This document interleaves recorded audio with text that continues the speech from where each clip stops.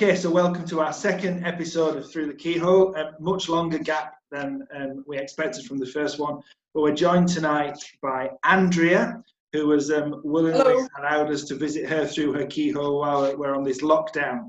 But it's not your house, is it, Andrea? No, it isn't. No, you're not actually through my keyhole at all. Just before the official lockdown began, when it became clear that that's which way we were going, Tim and I decided that I would go and move in with my mum for the duration of it, so that she wouldn't be alone during this period. So you're not in my house, you're in my mum's house.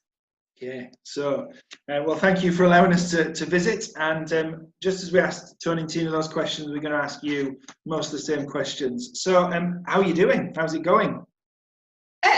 I'm okay, thank you. I think, like most people, it's a bit of an emotional roller coaster. But yeah, I'm healthy, I'm comfortable, yeah, everything's fine. Good. And how about the lockdown? What have you found to be the hardest part of that? Ooh, when it first began, the hardest part was when the children discovered that the ones in year 11 and in year 13 would not be sitting their exams. That was a tough few days. And getting the school ready for, we knew that closure was imminent, getting it ready for that was a lot of hard work. And I think work's been a challenge ever since, really. I've spent 20 years learning and refining and practicing how to teach a classroom full of people. Yeah. And suddenly now I'm learning how to teach remotely. So that's been a steep learning curve. Obviously, being without Lily and Tim has been, at times very, very hard. I won't lie, I'm glad I did it. I made the right decision. But that has been tough, and I've missed them. And I think, I don't know if other people can relate to this as well, but it's a sense that there is nothing that I can do to control this situation. Sometimes if a problem comes along, you at least feel that you can do something. You have some control, some influence on it. And it's just a case of sitting and waiting. And as anybody who knows me will know, sitting and waiting is not really where I shine. Is that not towards the top of your skill set, Andrea? Not really, no, not so much. I mean, we kind of sit the other side of that, and as parents of kids see the work coming our way from school that they've kind of put together very, very quickly. So on behalf of kind of parents who will be watching this, thank you and your colleagues for kind of doing that. And for kind of... Well, I say it's a pleasure. It hasn't been, it's been awful. It's been not the way we want to take it all. But it's certainly been interesting, yeah. Cool. Are there any parts that you've actually found to be some really good things that are coming out of the lockdown for you? Have there been any kind of best parts? Yeah, I mean, it's not as if it's not misery, is it? It's there's a lot to be said for it. There's a lot of extra or differently focused time. So I've been able to spend real quality time with my mum, which is brilliant. And I have no doubt that I will look back on this and be absolutely delighted that I did that. I've also had time on a work basis to really sort of get to grips with all those jobs that have always been on my to-do list, but have never got to the top because other things have always got in the way.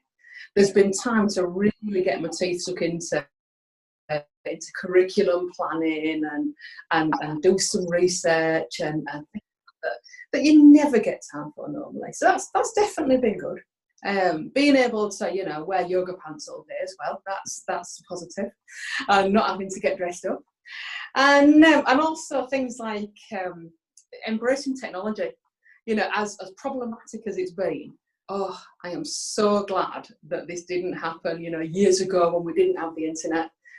Because being able to see people like I can see you now and meet with people virtually, although it's not as good as meeting face to face, we've had some good times as a group of friends who always meet every Sunday evening online and do stupid quizzes and things. But it's been fantastic. It's been great to spend time doing stuff like that. And snacks, obviously, lots of snacks all during the day. That's also cool. You might have already touched on this in terms of some of the bits that have been tough, but what are you missing the most? That might not be people now, it might just be things that you can do. Do you know what it is, people, David? I can't lie. Shopping, well, I've no interest in shopping anyway, so I'm not bothered with shops to shop. Pubs, even restaurants, although I do like a nice meal out, I'm not bothered. It is people. It's those conversations with people. It's family, friends, but also that sort of that hustle and bustle of life, that busyness. Oh, I do miss that terribly. If you knew now what you knew before the lockdown was starting, do you think you'd have done anything differently to prepare and get ready for it? Well, I'd have had a really good haircut on like Monday afternoon. Just before it. You'd think, wouldn't you, having a daughter who's a talented hairdresser, I'd be okay, but of course we're trapped in separate houses.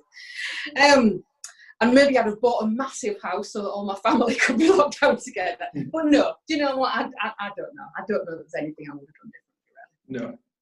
No. And it's a largely pointless question because that would just make us feel worse, wouldn't it, that we didn't do it.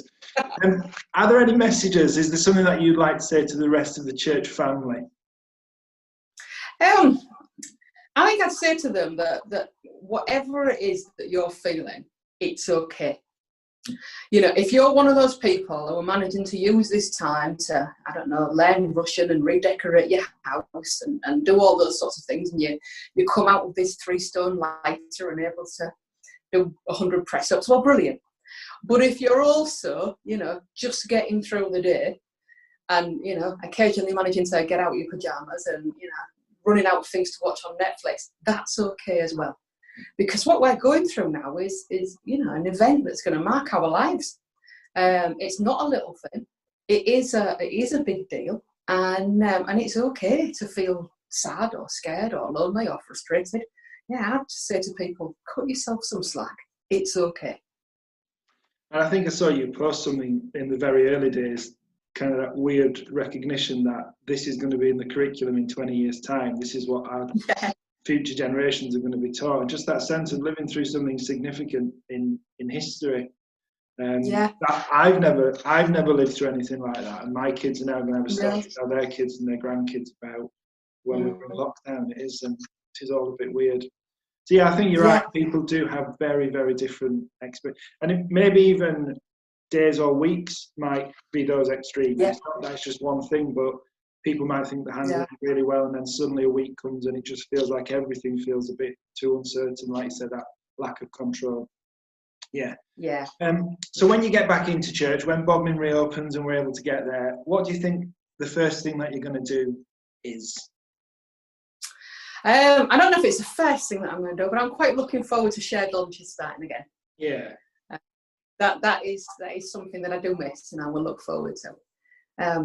But if I'm honest, over sort of the next few weeks and months, I'm quite excited about seeing how church evolves, because there's a distinct possibility that we might not be able to meet in the same way that we used to on a Sunday morning, or not all of us, for quite some time. And I know at work we've been planning and thinking and sharing ideas for how school might look during the next few weeks and months before. I believe we will eventually get back to normal, but it might be a while. And I'm quite excited really by a lot of those ideas and that change. And I'm excited to see, how Bodmin might look as we go through this, and what might be different. Yeah. And I think that's one of the things that's pushed us to kind of move the worship across to Facebook Live, recognising that actually church might almost open in instalments. And it'd be awful if people who can't get to church for whatever reason just see some recorded worship and know that something's going on in church. So at least if we get that sorted now, if some of us are able to go back to church, we can actually live stream those services. And people feel they see the building, they see more people around, and it maybe just builds that sense of things are moving. So yeah. What about, are there any verses, any songs that have been particularly helpful to you during this time? Things that you've kind of found yourself going back to again and again, or seeing a different significance in them? Not particularly verses or songs, but there are a couple of resources that I thought I might share, if that's okay. Yeah. So one of them is Ben Norton from Kingswood Church of England, the pioneer minister there.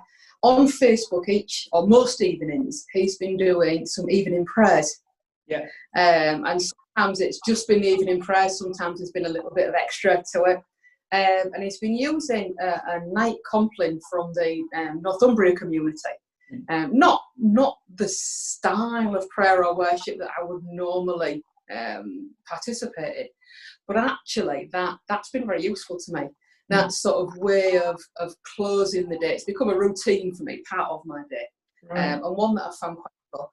And the other one is, and I particularly enjoy each day going for a walk in the evening. And after nights are getting lighter and we've had good weather, it's been a real sort of sanity saver some days, knowing that I had the walk to look forward to. And I like to listen to a podcast as I walk. So I've been trying various different podcasts.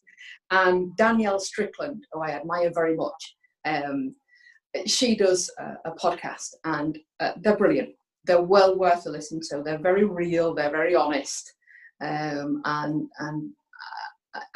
well worth listening to. I know for those who were at New Wine the other year where Danielle Strickland was there, they won't need any persuading to look out for that podcast. Yeah. She was, very, very good in what she delivered. So I normally keep one kind of hidden question from the people that I'm doing this with. So I'm going to do that one in a second. But you also mentioned something. So this is like 2 secret questions for you. You mentioned First Sunday Lunch. And we've done one already where we've shared our pictures. But it would be the next one this Sunday coming up. So Andrea, as our setter of concept, oh no! what shall we do for the first Sunday lunch? Think of the restrictions that we're under. Yeah. So you don't want me to suggest like sushi or anything? That might be a challenge. What do you reckon we should go for? I think maybe if we try and let's have a little bit of a challenge, shall we? Because you know, a lot of us have some extra time on our hands. Maybe recreate our favourite sort of restaurant meal or even fast food meal. Okay. I'm not a McDonald's fan myself, but I've seen some fantastic things on Pinterest where people have been like recreating the packaging for their children. Yeah. So we're going for first Sunday lunch this Sunday. We're going for recreate a restaurant or fast food classic. Share a picture that you've done for your first Sunday lunch, but extra bonus points if you manage to fulfill the brief. Look at that, thinking on the spot. Yeah. So my question for Tony and Tina, because we're trying to kind of create a map across church of who has what. So we discovered that Tony and Tina had loads and loads of toilet roll under the stair cupboard. So Andrea, do you have any hand wash? Yes, I do. Yeah. Do you have enough if people run out? Do you have that stored under the sink or something? I've got plenty of hand wash. I've got plenty of tins of baked beans as well. Nice. Which Tim brought round today actually, because I love baked beans and I eat loads.